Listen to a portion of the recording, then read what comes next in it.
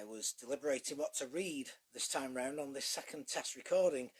I nearly plumped for a story from Thomas the Tank Engine and his friends, but I thought my audience might not appreciate that. And I found a book of poems by John Betjeman. And this week it's our annual parish meeting at St. Cross, where the Parochial Church Council is normally elected and other matters discussed, and the year is reviewed. So this is a poem, The Parochial Church Council by John Betjeman. Last week a friend inquired of me, "Oh, should I join our PCC?" I answered rather priggishly, "If you communicate, you can, and want to help your clergyman." Parochial church councils are, from parish councils, different far. I said, and district councils too have very different things to do. For district councils raise the rates and have political debates. If one side says, preserve the town, the other side says, pull it down. And parish councils try to make the district council keep awake to local practical affairs like village bus shelter repairs. Parish, parliament and queen, a mighty structure thus is seen, endless committees in between. And I suppose that it occurred to someone as not quite absurd to make our Church of England be a similar democracy.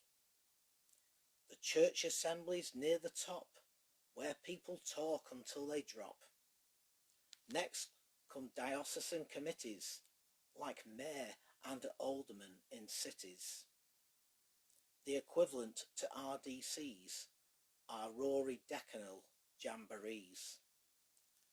And at the root of all the tree, we find the homely PCC.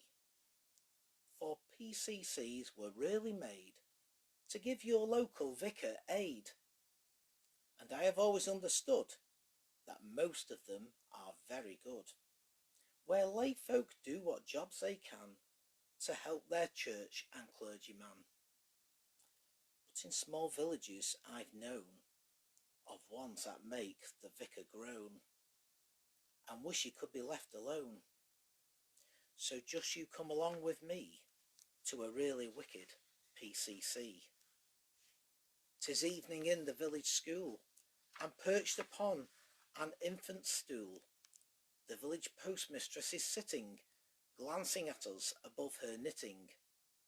Like school children, but do not laugh, farmers in desk too small by half, prim ladies brooding for a storm, are ranged like infants on a form. We read the text that hangs above, in coloured letters, God is love. The vicar takes the teacher's chair, a dreadful tenseness fills the air. We will begin, he says, with prayer. We do. It doesn't make things better. The vicar reads the bishop's letter. Diocesan this and quota that. He might be talking through his hat. It is not what they've come about. And now the devil's jumping about.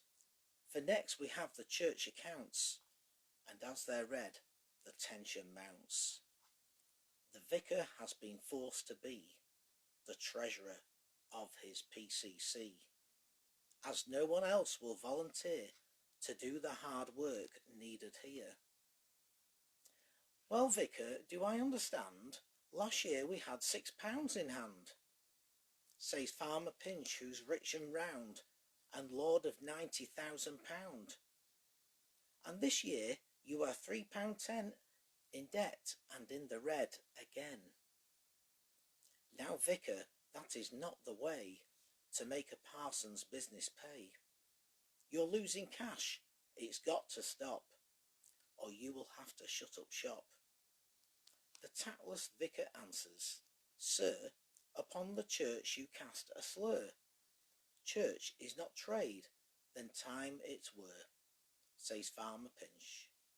And now Miss Wright, who has been spoiling for a fight, Miss Wright, who thinks she's very low, and cannot bring herself to go to services where people kneel. Miss Wright, who always makes you feel you're in the wrong, and sulks at home, and says the vicar's paid by Rome, cries if the vicar and his pals spent less on popish fal-de-dals, like altar candles and such frills, perhaps then we could pay our bills.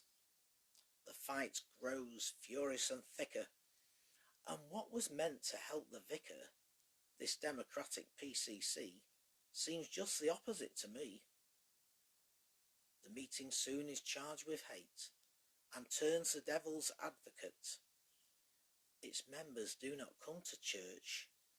Admittedly, you'd have to search a lot of villages to find a PCC that's so unkind. But everywhere, just now and then, the devil tempts the best of men. So if you join your PCC, be calm and full of charity. John Betjeman.